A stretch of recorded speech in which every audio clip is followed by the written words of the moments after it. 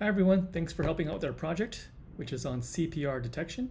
CPR stands for cardiopulmonary resuscitation, and it could be a life-saving treatment if done correctly, but ensuring good quality of chest compressions is hard to do.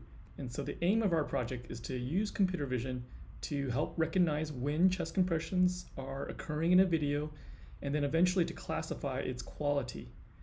The first step is to create a data set to train an action detection model that can temporally localize when chest compressions are occurring. So we've curated a data set of about 500 videos from YouTube that include chest compressions like this example here. We'd like to label them now with timestamps of start and end of clips when the chest compression is occurring in the video. Here is an example of chest compressions during CPR, and you'll see that the chest compressions are this pumping action on the chest, and that's what we're interested in, this dynamic motion at different angles, different perspectives. So now we have this web tool that we've created to help annotate the videos, and you'll see here the YouTube videos displayed here, and then a few buttons. Now the steps to do this are you're going to want to provide the start time of the clip, and then the end time, and your name here. You're going to input your name, right? Those things, along with the type of activity that's occurring in the video, are the things that you're going to want to include in an annotation. So just to make it a little simpler, we added some quick notes on the annotations on the bottom here. So if you ever forget what the rules were and what the guidance was, just scroll to the bottom and you'll see some of the bullets, the main takeaways from this video as a quick recap in the bottom. Talk about the tool and how to use it right from the beginning. Let's say you have the URL that we have for the tool. So we'll go ahead and type it here, and the video will come up, and we have this layout for the UI. The tool is going to start automatically playing. And the first thing you want to do is put your name. So I already have my name kind of in the drop down, but you're going to need to write it. And then you're going to want to push update to select your name and then to kind of input it into the system. And it will show up right in this line right here. And so as you watch this video, you're basically, I would scroll through like this and look for when chest compression is about to occur. And nothing's occurring. And then it gets to right about there. It looks like, okay, I found somewhere where it's gonna do a chest compression, right? I'm gonna back up a little bit. And then right when it starts to occur, I'm gonna pause it and then click update the start time. And the start time kind of shows up in this line here. And then you log it by pressing this update start button. And then continue playing. And you can kind of play it in real time, or you can kind of like scroll through. We'll probably have to watch it into its entirety so that we make sure that there's no pauses, or that it's actually continuous, right? Right, so now we found a pause, right, so that it breaks. What we're going to want to do is find the exact point at which it stopped, right? So probably 4 minutes and 10 seconds. So I'm going to back up, right?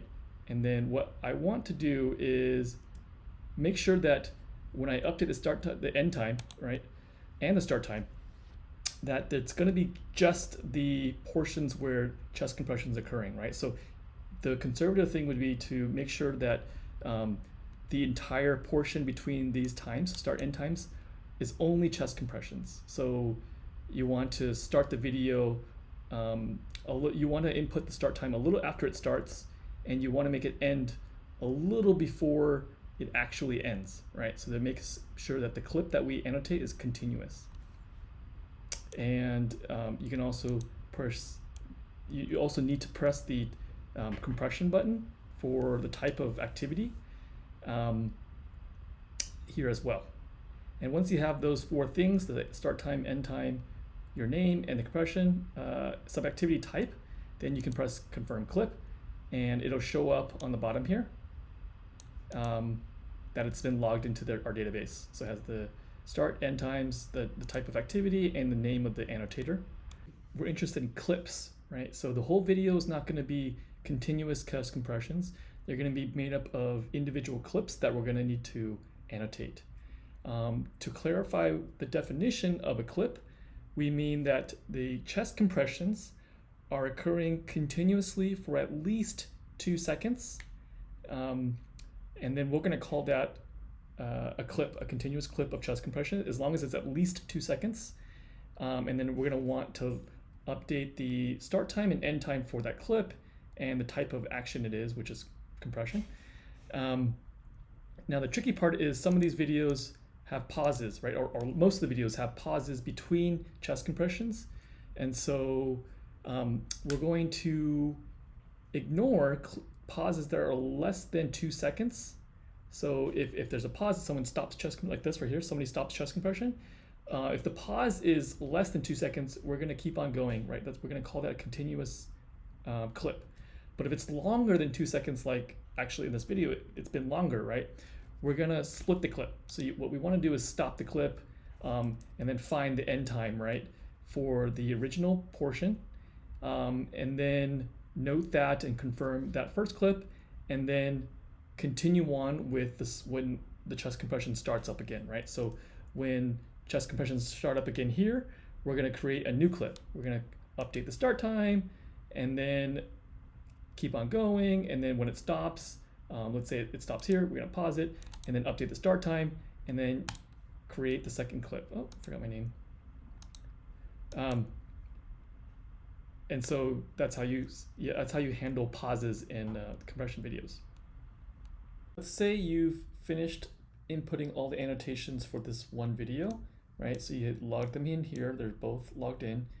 Then you just have to hit mark video finished and remove from queue, this orange button, which will then finish this video, remove it from the queue so that no one else sees it, and it'll automatically load the next video for you to start annotating. All right, so let's say you've made a mistake and you want to actually undo an annotation. All you need to do is come to the bottom, grab the ID of the annotation itself, copy and paste it and put it there, and click remove, and it'll delete it from the database. All right, so let's say you load a page and on the bottom you actually see existing annotations already on this video. So what might have happened is somebody just loaded the next video and forgot to mark it as finished. So if you feel confident, you can kind of go ahead and double check their work, or if you want to just leave it and just kind of come to the next one, that's fine. You just kind of load the next video and just skip it, right? That's up to you. So if you get to a video that you are scrolling through and you just don't feel comfortable for whatever reason to annotate this video, you're just unsure what's going on, you could just skip the video as well. So by just clicking the skip and load next video, we're not removing it from the queue, so somebody else can still work on it. And it'll save any annotations that are currently there, or if there's none, that's fine too, you can still skip it. But it's probably useful to remember, it will be useful to remember which video that was. And so come here to the current ID of the video and copy and paste it and click it somewhere else for your record, like a notepad, just to come back and ask us, myself or anybody on the team, to take a look at the video and kind of clarify some questions that you might have. So once you do save the ID, right, if you copy and paste, you could come back to it later and just type it here and load that specific video. You know, it'll pop up that same video with that ID. So if there are videos that you're unsure of that you want to come back to, just make sure that you save them somewhere on a notepad separately that you can then refer to and load here. Once you input your name the first time, it will, for the most part, remember your name for this session. Now, sometimes it'll forget if you refresh the page, for example, and then it'll, like if you push refresh, right, what will happen is the name gets cleared, and so you'll have to re-input your name, right? So, but fortunately, if you just load the next video, it'll still remember your name, right? So the way you check to see what's currently logged into the system is this line right here. So the current default for the current start and end times. That goes to 0 every time you load a new video, but it'll remember your name at least. So another type of event that occurs in addition to compression is what we call swapping or swap. It's when the person providing compression pauses and then another person takes over. So they switch and swap out the scene in which the person providing compression is someone different, right? Because they get tired essentially. So like in this scene, you'll see one person doing compression and then he pauses and then the second person kind of takes over. And it's a little ambiguous about how to note this, but what we ask you guys to do is to best find the start time and finish time of when this occurs. So when you start to think that this person is switching places, then you want to update that and provide the start and end times for that swap transition, and just do your best. It's a little ambiguous. We'll come back to it, but the most important thing is to first capture that swap, but also to continue doing the compression annotation as usual for compression, right? So if that continuously occurs or if there's a pause, just do that as normal. We'll talk about some other cases that are valid scenes, right? As long as the patient's chest is in view and some of the medical person's arm or full body is in view and that you can tell they're doing chest compressions, we're going to count that as a valid clip, chest compression clip. So in this video, let's play it. You can see the patient's chest. You can see part of the medical person providing compression, but the main thing is the chest in view and some kind of repetitive action on the chest being performed. Some ambiguities about what is considered a chest compression scene. We need to show at least the patient's chest being compressed on, viewable in the screen. So for this example, we can see that the medical person is, providing this repetitive motion, but we can't be for sure, right? They probably are doing CPR, of course, but it's not viewable in screen that it's being compressed on a patient. So in this case, we're not going to call that a chest compression scene. So you would not provide annotations for that particular scene.